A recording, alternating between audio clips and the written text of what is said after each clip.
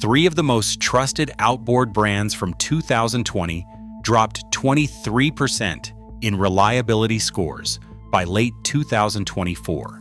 Meanwhile, two manufacturers nobody expected are now dominating warranty claim data with failure rates under 4%. The old rules about Japanese dominance and two-stroke simplicity no longer apply. Why did brands with 50-year reputations suddenly fall behind? What changed in manufacturing that flipped the reliability rankings? The answers involve supply chain shortcuts, rushed electrification, and one surprising material switch that's causing catastrophic failures. Stick around because what's considered reliable in 2025 might actually void your insurance. For decades, outboard reliability followed a simple pattern. Japanese brands dominated the top spots. Mercury and Yamaha battled for first place, while Honda and Suzuki stayed close behind. The formula was proven and predictable. Simpler engines with fewer electronics lasted longer. Four-stroke engines replaced two strokes in the early 2000s for emissions reasons. But the core design stayed stable. Mechanics could diagnose problems by sound. Parts were standard across model years. A well-maintained Yamaha or Honda from 2010 could still run strong in 2020 with basic service. The hierarchy felt permanent. Boaters paid premium prices for Japanese engineering because the engines delivered. Warranty claims stayed low. Resale values held strong. But this stability masked a dangerous shift happening in manufacturing facilities worldwide. Between 2019 and 2023, supply chain disruptions forced every major manufacturer to make compromises. Some switched suppliers for critical components. Others accelerated production schedules to meet post-pandemic demand. A few rushed new technology to market without proper testing. These decisions are now showing up in reliability data, and the results have completely reshuffled the rankings. The supply chain crisis hit outboard manufacturers harder than most people realize. In 2021, lead times for electronic control modules jumped from 6 weeks to 9 months. Manufacturers faced a choice: halt production or find alternative suppliers. Most chose alternatives. That decision created a split in quality that's still playing out today. Traditional suppliers in Japan and Germany maintained strict quality standards but couldn't deliver volume. New suppliers in other regions offered faster delivery but less rigorous testing. By 2022, analysts estimate that 40% of outboard electronics came from suppliers with less than 3 years of marine experience. The immediate impact was invisible. Engines passed factory tests. Early performance looked normal. But saltwater exposure revealed weaknesses in coatings, seals, and circuit boards. Simultaneously, manufacturers accelerated electrification programs.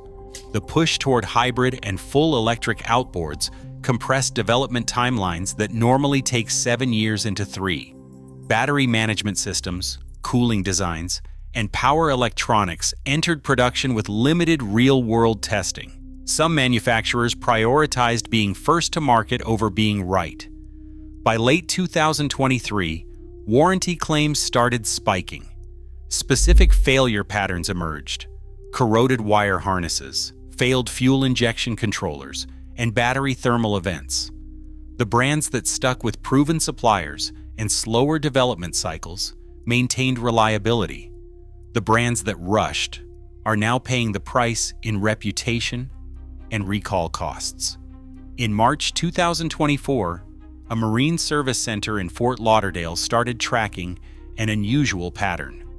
They received 11 Mercury Verado V8 outboards built between October 2022 and January 2023, all showing the same failure. The throttle position sensor housing was cracking, allowing saltwater intrusion into the electronic control unit. Repair costs ran between $4,000 and $6,000 per engine.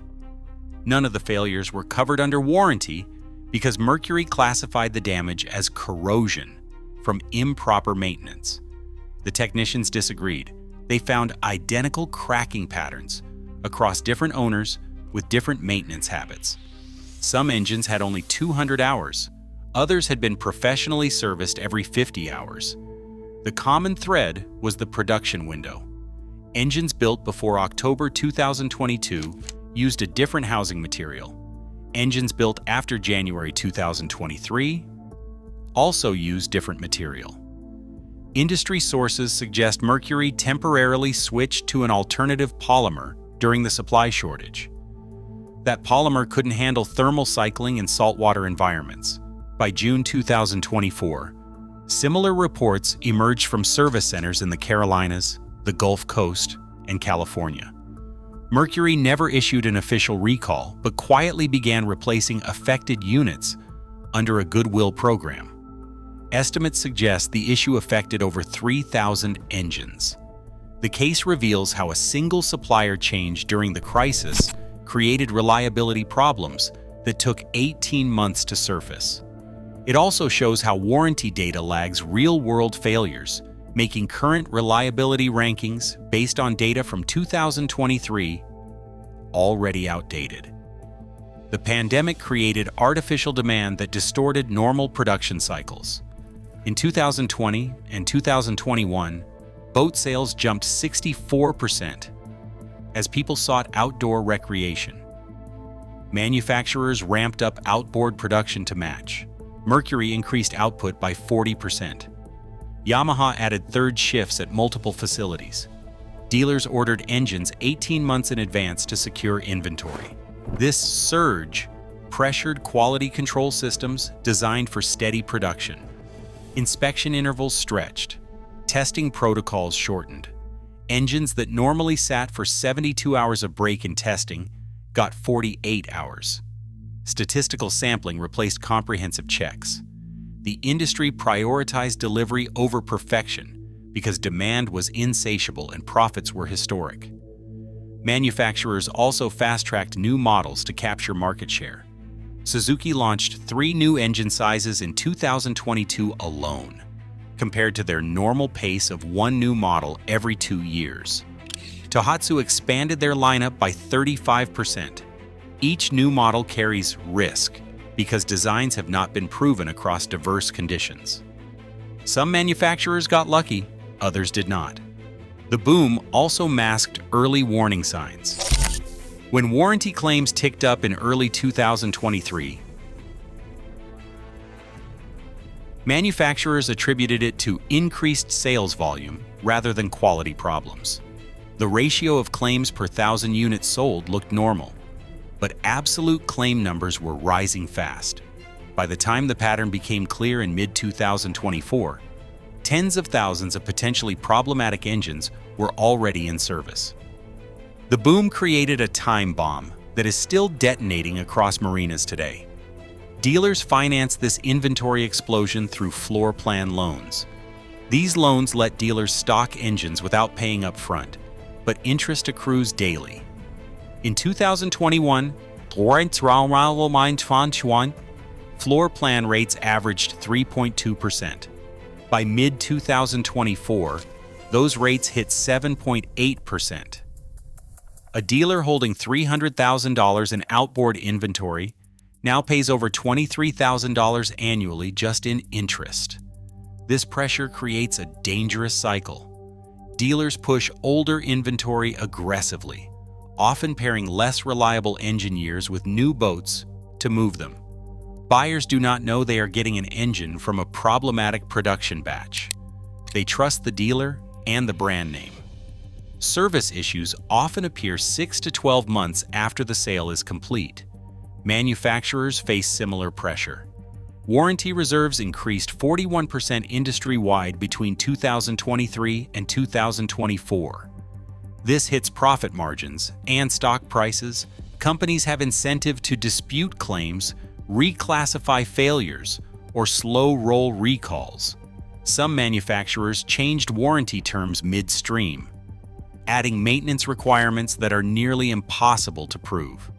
Others require proprietary diagnostic software that only authorized dealers possess, making independent verification of warranty-eligible failures difficult. The financial squeeze also affects parts availability. Manufacturers prioritize new engine production over service parts because new sales drive revenue. Common failure items like fuel pumps, ECU modules, and wiring harnesses face backorder delays of 8 to 16 weeks. That extends downtime and frustrates owners.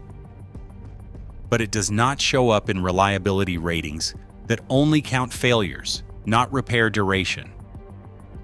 Modern outboards contain more computing power than early spacecraft. A 2025 four-stroke outboard has 7 to 12 electronic control modules managing fuel injection, timing, trim, throttle, and battery systems. That complexity improves efficiency and reduces emissions, but it multiplies failure points. Diagnostics require factory scan tools that cost between $4,000 and $12,000.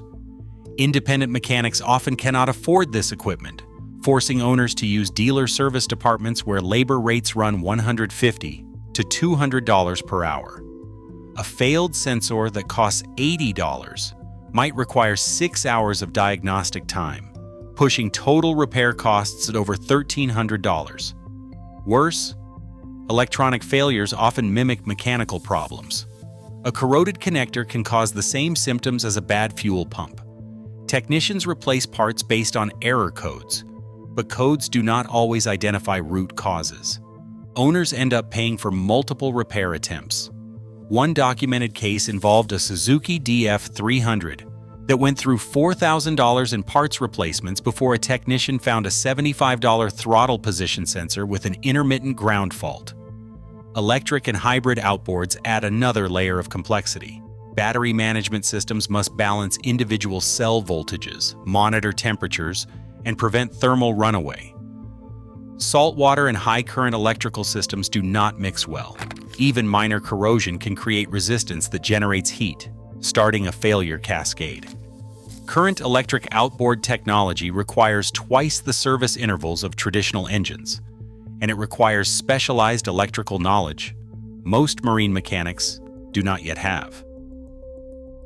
Yamaha F300 holds the most reliable position for traditional outboards. Industry data shows failure rates under 3.8% through 36 months. Yamaha stuck with proven suppliers during the shortage and did not rush new technology. Their conservative approach meant fewer innovations, but dramatically better reliability than competitors who chased features. Honda BF250 comes in second, with a 4.1% failure rate. Honda's automotive experience with supply chain management helped them maintain quality when others stumbled. Their engines cost 8 to 12% more than equivalent Mercury or Suzuki models, but warranty claims stayed flat while competitors spiked. Tohatsu faces unexpected problems despite their reputation. Their 2022 and early 2023 models show elevated fuel system failures, with pump diaphragm issues appearing around 300 hours. Failure rates hit 6.7%, significantly above their historical average of 4.3%. Industry sources suggest a supplier change for fuel pump components. Mercury Verado 5.8 models built before late 2023 show concerning patterns with electronic control units and throttle systems. Failure rates reached 8.2% for the 2022 to 2023 production years, more than double their 2019 to 2020 average of 3.9%. Newer production appears improved, but the damage to reputation persists. Suzuki's expanded lineup created quality control challenges. Their DF350A, launched in 2023, shows strong performance. Early adopters, however, report oil consumption issues and exhaust manifold cracking. With limited production history, failure rates remain uncertain, but early indicators suggest the rate is in the 7% range. Torqeedo Deep Blue electric outboards represent the surprise reliability leader in the electric category.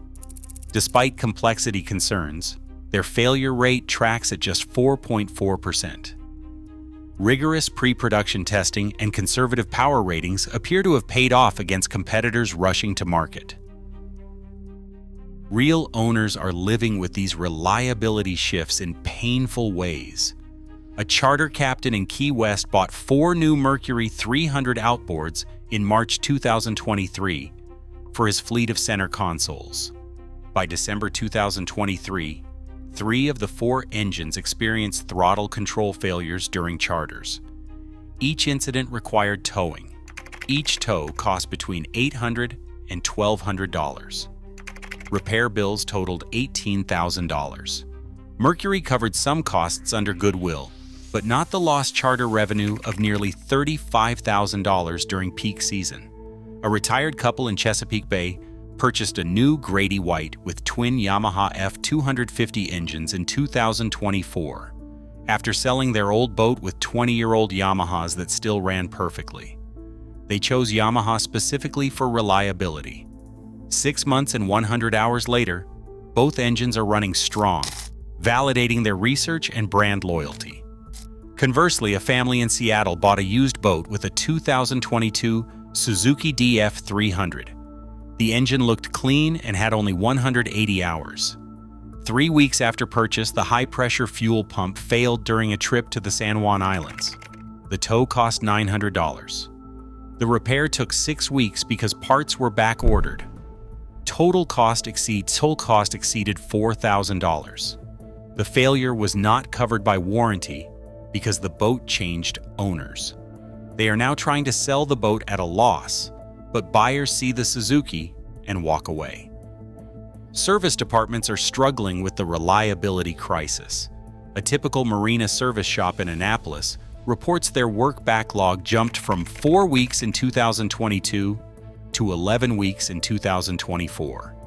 They are seeing 3 times more warranty claims and twice as many repeat failures where initial repairs did not solve problems. Parts delays compound the problem. Engines sit on lifts waiting for modules and sensors. One shop has 22 outboards currently down, awaiting parts representing over $600,000 in customer investment sitting idle. Storage space becomes critical. Marinas designed for routine maintenance now function as long-term repair facilities.